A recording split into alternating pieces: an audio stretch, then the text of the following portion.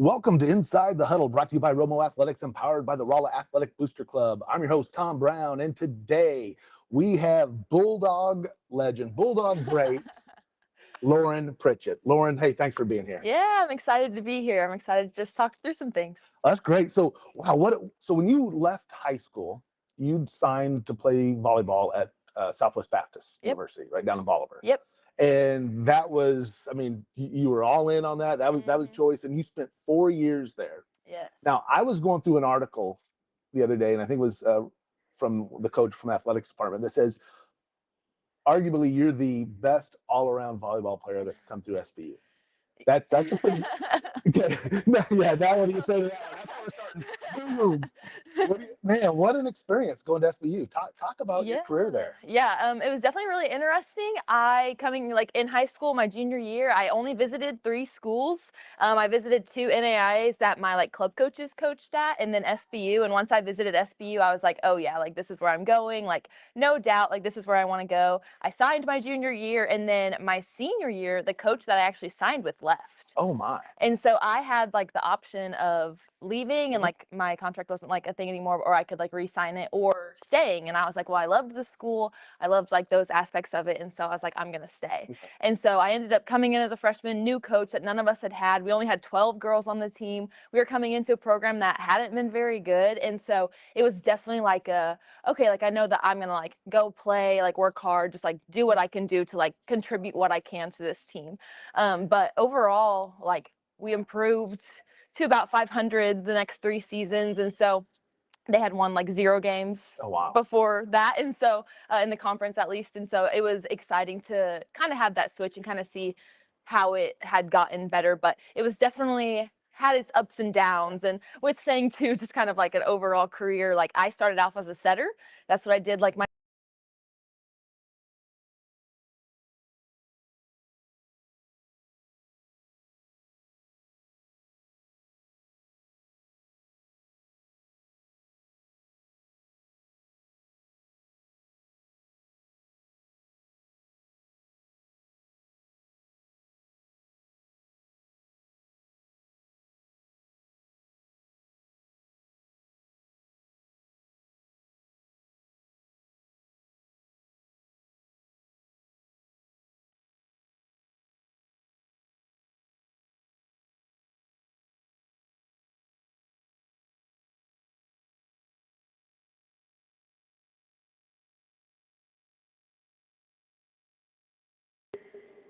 All right, looks like we are back. I'm not sure what happened. A little technical glitch there. Are you still muted?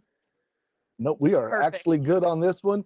Muted on here. So, yeah, so you were telling us, so SBU, you had the change of coach, 4 years kind of an up and down type career. You started off as a setter all through high school, and then talked about what that transition was like then at college then. Yeah, so set my whole life, club, high school, everything. That was kind of what I'd come in. The coach that had recruited me was like, yeah, you're going to be a 5-1 setter, which means I'd set front row and back row. So it's really all I would do. My freshman year, like I said, we only had 12 girls on the team, and they kind of needed me to hit because that's what I did in high school too. But I ended up doing that. And then my sophomore year, I actually had the experience to run a 5-1. And so I got to set on the back row, on the front row. I'm 5'11", so it helps having that bit of height. I could jump pretty well, so it helps that instance being on the front row and getting to set. And then my junior year, we had a little bit of an interesting thing happen just with our coach and teammates, things like that and stuff. And so I actually went back to kind of a 6-2 setter. Sometimes I only hit and didn't set. Sometimes I set and didn't hit. So, and then by the kind of middle of the season, again, I was setting and hitting. But then my senior year, he had brought in some girls and he was like, okay, they can do this job. And I ended up moving to an outside and just playing defense in the back row. And so then I didn't set anymore. And so it was I kind of got to hit all different parts. So through that, even though you had, you spent your time starting as a setter, how was that when it became more of that outside hitter and that became a focus? Was that still a struggle? Do you still miss it? But it was just kind of a good experience just to learn it all, but at the same time. Yeah. Yeah. I definitely miss setting. I think one of the most fun things about setting is that I get to run the court. Yeah. And so it's like I'm deciding where the ball's going. I'm making the ball better every time I touch it. Like that is like my job. And you kind of just like lead the court in that aspect. And so I definitely like miss that side of things and miss like those parts of the game. But I kind of like, especially like my mom being my coach and Yeah. just being a volleyball stud herself definitely like trained me up to be able to do like all positions. And so it wasn't much of a shock to have to go to the outside. I mean, it was a lot different than the right side, but I was able to at least use some of those things that I had used growing up. Yeah, you talk about the the pedigree that you came from with the experience you have as both with your mom with volleyball and your dad is the basketball stud. I use that loosely, but he was a heck of a player. Crazy skilled with his left hand. And yeah, he used to play some pickup ball with him back in the day, and then your dad could get it done, and then again, your mom being a legend, coming out of West Plains down there, and all the stuff she has done, part of state championship teams and stuff, kind of crazy. And again, you have that kind of provided for you, that atmosphere, that environment, and what were you able to learn, the older sister and your brothers, the younger sister. I mean, you got it all going on. So let's look at, so then after that, so you went your 4 years at SBU, and then all of a sudden you're like, you know what, I got 1 year left. I'm gonna go to Evangel. So what? Let's talk about that. Let's play into that. I mean, we kind of have an idea, but let's talk about what led to that decision. Yeah. So my younger sister Jessica, right, 3 years younger than me, we got to play my senior year, her freshman year here in the high school. Our mom was our coach, so it was like the best year ever. And so it was just a lot of fun, and like we're really close. And so I actually almost ended up transferring my junior year. As I knew Jessica was going to Evangel, there had been some just stuff that happened at SBU, and I was like, man, like it would be so fun to get to play together again.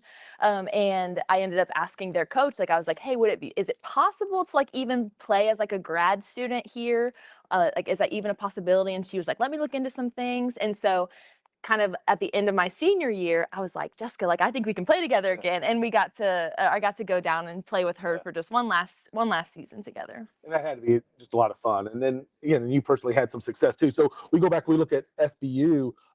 You were all district. You're second on the team with kills at 324. You're first on the team in aces. I believe this is all in your senior year. You said listed as the best all-around player in SBU history is what was the phrase that the athletic department used. For your career, it looks like 786 kills, 812 digs, over 1,300 assists, 110 aces, 165 blocks. That's pretty well rounded. That's kind of crazy, when you look at that, and you look at your kills per set, and how those went up to 3 is what you ended up with, I guess. And man, that's just kind of an incredible stat over those years. But then you move on to Evangel, and you end up getting All-American status. Kind of crazy. Yeah, that's an academic All-American. You're all region. 406 total kills for this season in your senior season there, right? And averaged 3.87 kills per set. And you led them in service aces, had 53 total blocks, 529 total digs. I mean, that's again, as somebody that's getting the kills. Now, when you went to Evangel, were you more of were you doing setting again, or were you back to, were you back to setting, or were you just kind of bringing the pain? I guess bringing the pain. But, no, yeah, I was just a hitter there, and then I played middle back defense. So the coach asked me whenever I was interested in coming, and I said, I'll do whatever you need me to do. Like, I'll just want to fill a role. I just want to play. I just want to have fun. Like, I just want to end on like a good note. And so she was like, all right, we'll have you just hit then and not have to worry about setting. And Jessica is a setter. And so she ended up being our 5-1 setter who set the whole time. So I had her on the back row, on the front row, and all around. So they had to make it kind of special too. So we get little sister providing the setting, taking care of those kills. And maybe that's why you got so many of those kills, huh? I had to send the special in with her.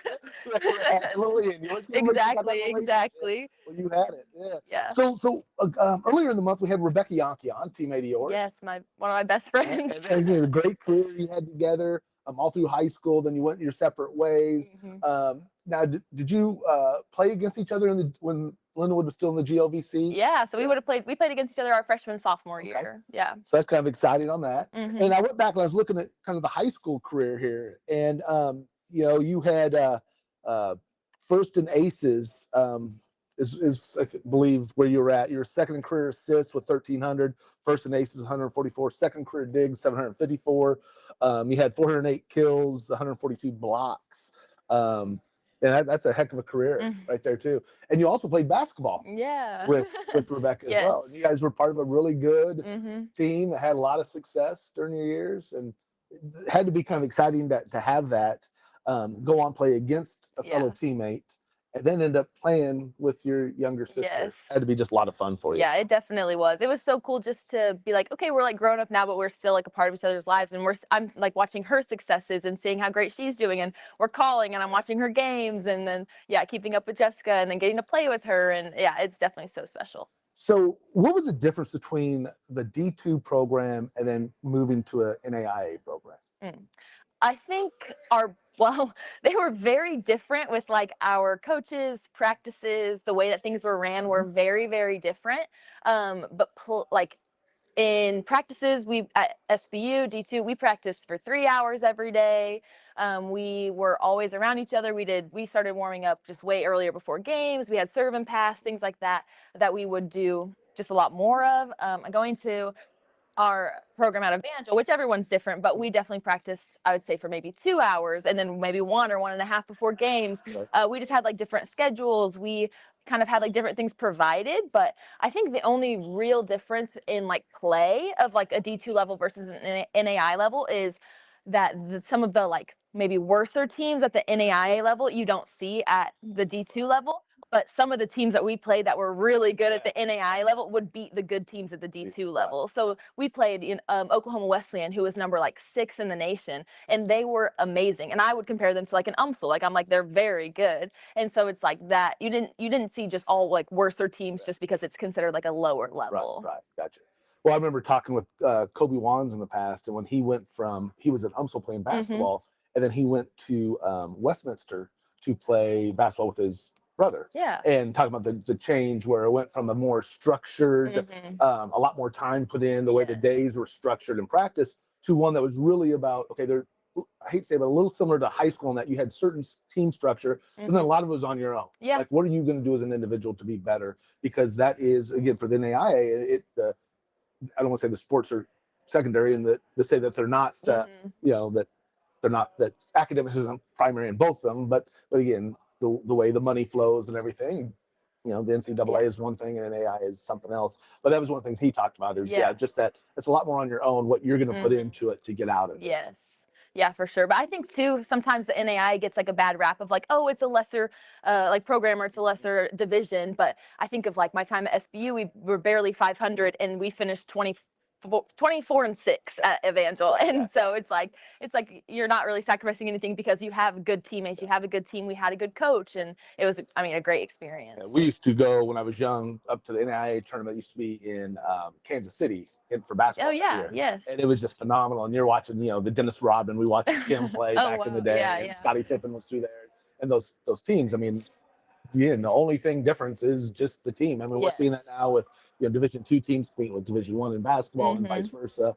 And you're right, the quality of the game is just the quality of the game, and you see it at all levels. And I like how you talk about it. It's the gradient that you see with the NAIA, just because of the way some of the programs go. Yes. Some are going to struggle a little bit more than some others, but your top ones are still your top programs. Yes, absolutely.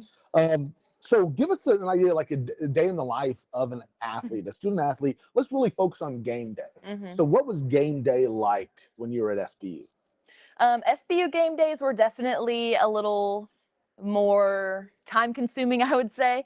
So we would definitely, like, we played Friday, Saturdays. And so if we had to travel, we would leave usually Friday morning, travel up to a school, wherever it was, maybe 4 to 8 hours away. We would get there kind of like try and get there early enough that we could just relax a little bit. We would start getting ready, hang out in the locker room, kind of get pumped up, like talk to each other and stuff. And then we would usually do like a serve and pass type warm up just to get moving, stretch our legs after the bus ride, things like that. And then do like a team meal, just something light, and then would start warming up. Usually we did it about a little over an hour before the game, but other teams kind of just depends on when you want to come out.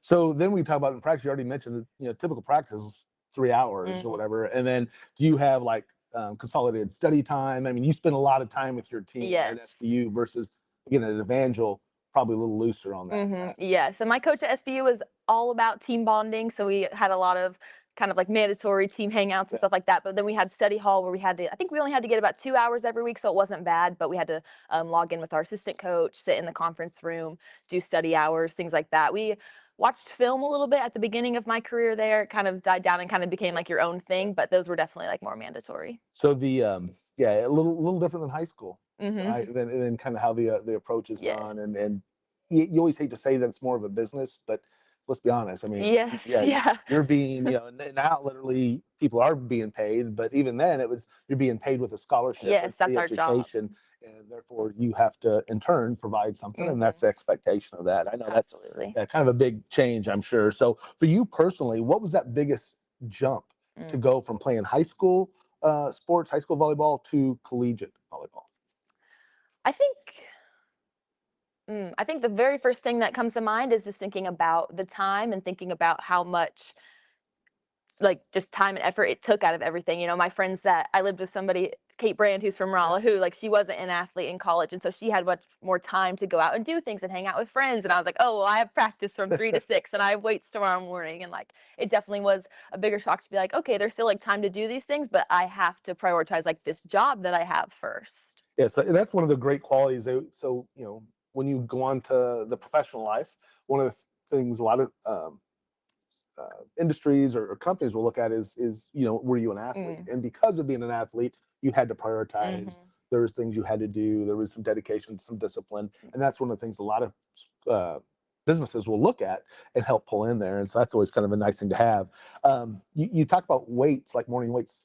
Was the weight room, was it a high emphasis on the weights and conditioning? Definitely conditioning. We ran a lot.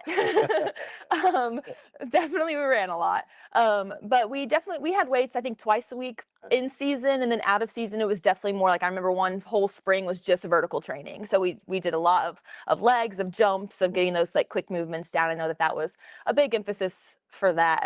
Off season was more that kind of like growth season in the weight room, and then in the fall it was more of like a maintenance program. And compared to high school, I mean, and again, it's always a little bit different because making things mandatory outside of season is kind of really not possible in high school, even though it happens, and you can have influence over that. But again, having parents that were both coaches and players, so how was it in high school with you in your weights? Oh, yes. Yeah. I was a part of like the weights class here at the high school, and I feel like that is when I lifted the most and like the best. And like just because it was like an everyday thing, like I was routinely doing it, and I even can think about like how greatly that impacted me coming in as a freshman and being able to compete with the 20-year-olds, the 21-year-olds, because it's like, okay, I'm coming in strong, I'm coming in like ready for this. And so I think of like how much I appreciate the weight training here that we did. And then we would have, since I played volleyball and basketball, it was harder to go to like off-season basketball weights because I was like, I have volleyball practice and vice versa. But even being a part of like some of those things for sure. Well, Rebecca had spoken about how the fact that you were when during basketball season you were also playing volleyball, kind of club volleyball, and having those things, staying up on it, and not everybody else was doing that right in the off season. So if you have a program where only some people are doing the extra off-season stuff, it kind of can make it a little challenging. But for you, it was important to have success then for your future career as well. So what's your favorite memory from high school? Sports or not sports-wise? Either way. Okay. Whatever you want to go with. Oh goodness. I really got to think back here. It's been a few years now. I think one of my like favorite parts of the high school just in general was the fact that like so much of my family was here. So like with my dad, the principal, and then Josh was here, Maluk and DeWitt and I were all in school together, and then me, Maluk and DeWitt and Jessica were all in school together, and like I just love my family so much. Like they're just a big part of my life, and so getting to be around them every single day was definitely just a highlight, and just something I cherish and will remember forever. That's great. Yeah, not all of us feel that way about our family. Just looking out there in case my family's watching right now. Anybody that you might know. Oh, looks like we had a little click.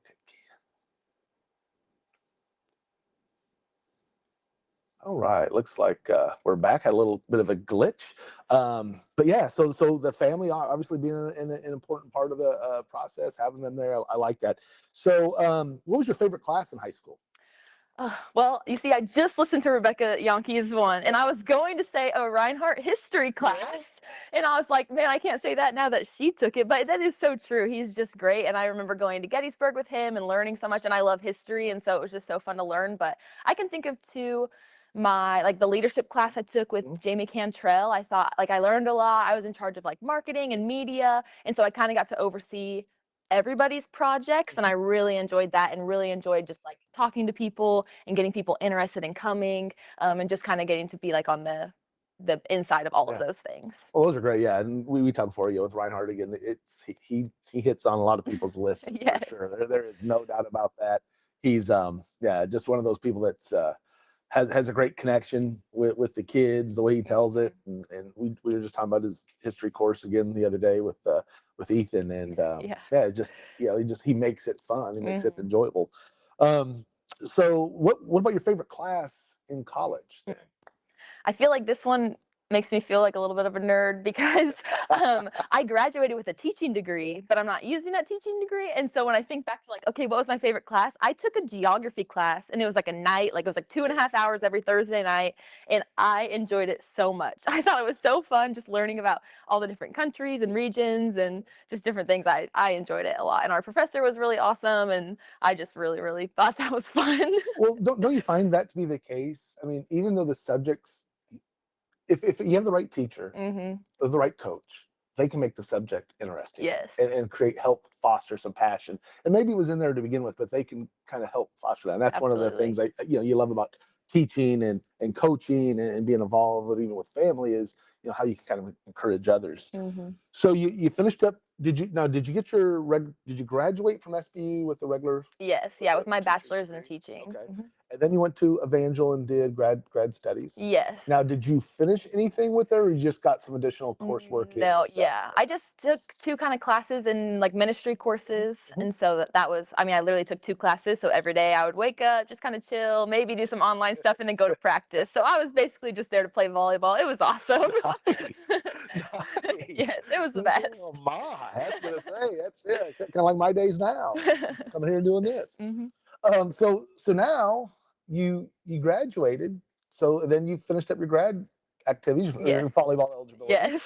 and you head back home. So talk about what you're doing right now. Yeah, I'd love to. So I moved back in with mom and dad, best roommates ever. But I'm actually just got hired. I just started this past Friday as the female youth minister at Green Tree Christian Church. So that's actually the church that I grew up going to, the youth ministry that I was a part of, going to all their camps, going on Sunday mornings, Sunday nights. And now they've hired me on to come on kind of and oversee and be a part for all of like the women and young Mhm. girls that are part of our ministry. That's wonderful. That's exciting. I mean, I know it's got to be exciting. It's kind of we talked about that beforehand. Is just having that passion and Yeah. being able to give back, be part of this. And now it's not just your family; it's the larger family, the Mhm. church family, the community family. So I know that's really Absolutely. important for you. Yeah. So one of the big things that I think is out there with um, for people when they're in high school. And for you, it might have been a little bit different because you kind of had that natural where you had the parents that were the teachers Mhm. and the older brother that you're an older sister that you're following. But the importance of being that role model and that leader for all the younger people coming in. And you Mhm. talked about like even at Green Tree, the camps and the things you would do, that right, the all the things in the summer, the activities, but then the same thing here in the sports thing. What would you go back and tell your younger self, Oh. or to shed, to share with some of the young people that are watching right Mm. now that are coming up through the program? What's that piece of advice that you think is really important, that as a Bulldog athlete here, as a student athlete, what's that thing that you would kind of advise them on? That's a great question. I think what I would think of is like the choices that you make now matter. And so you may think, "Oh, I'm only a junior high," or "Oh, I'm just a freshman, like I'm not that important," or like it doesn't matter if I go out and I do this on the weekends, or I don't wake up for extra reps, or I don't really pay attention in the classroom. But I think of every choice that you make matters and is going to affect your future. And so whether it is in athletics and it's getting the extra reps, or it's putting in time in the weight room, or fully giving 100% every practice, or paying attention in class and actually doing your work and participating, or just like the choices you make with your friends or people that you're around, like I think all of those little things matter. That's great. Thank you. Thanks for sharing that. That's great. And it is. It's one of those things where we're defined by the choices we make, and both good and bad. And some of those choices are, maybe aren't the best at the time, but they're things we can always rebound from. And that's one of the beauty too, is that choice then to how we're going to respond to that. I love that. It's a great piece of advice. Before we head out, I just want to kind of recognize some of our sponsors. It's kind of always fun to have people that kind of participate and kind of support the program. And we got Angie Reese, MVP Apparel, got the Inside the Huddle gear on today. Appreciate everything she does for keeping the Bulldogs in their swag. Dan Collier, I'm not sure if you know Dan Collier or not, but he's not just a good neighbor, he's a great neighbor. He's over at State Farm. Appreciate Dan Collier. Phelps County Bank, mypcb.com. They're 100% employee owned. Bankers by day, Bulldog fans by night. Kobe Wands at Wands Skills Academy, coaches over at Sullivan now. He's done a lot of training with the kids. Your older brother played with him. Your older sister graduated school with him. Heck of a guy, does a lot of training in the area. Appreciate everything Kobe does. Jackie Mrazowitz at In Full Bloom, balloon decor, backdrop rental, does a lot of stuff for the senior signing, some of the events we have, and appreciate everything that they do. So one last question. Yes. We're going to have a little fun question. Have you ever done like maybe a 3-on-3 or like a 2-on-2 volleyball match with the family? Again, big on the family. Oh, You've got a load of athletes in the family. yes, we do. So let's talk a little bit. How competitive does it get in those type of like 2-on-2, 3-on-3 type things? Yeah, very, very competitive. I mean, Josh Pritchett, always the most competitive. But we definitely we used to have a like little volleyball net that we'd put out in our front yard, and so we would use that and play. Like I remember I think it was maybe at my like graduation in 2020 and stuff. But it's definitely, there's usually some smack talking, someone's feelings probably get hurt, but that's the same thing with basketball. We'll play 3v3 basketball with the siblings or with our mom and dad too, and so it's always fun though. We still love each other. Who's going to be your first pick then if you got the volleyball? If you're going to go volleyball, who's your first pick? Oh My. Well, I was off the bat, I was gonna say Josh, but I think Jessica might get offended. But I mean, he's 6'4", he jumps, like I think I have to go with Josh. I got you. Okay. But I like the way you were kind of going with that as well. I was kind of thinking about it, like, but I want Jessica to set me the ball. Right. Gotta have that. All right. Well, Loran, thanks a lot for joining us. Appreciate it. Thanks for everything you did here as a Bulldog, the way you represented Rolla and the high school when you went on to college, and how you played. Congratulations on the All-American status and kind of the records you kind of have behind you. Appreciate all that, and we wish you the best in the next role with your career here over Green Trees. That's just awesome, man. Thank you so much for being here. Yeah, thanks for having me on. It's been great. All right. So for former Bulldog great, former collegiate All-American, Loran Pritchett, I'm Tom Brown, and from Inside the Huddle to the Heart of the Game, we'll see you next time.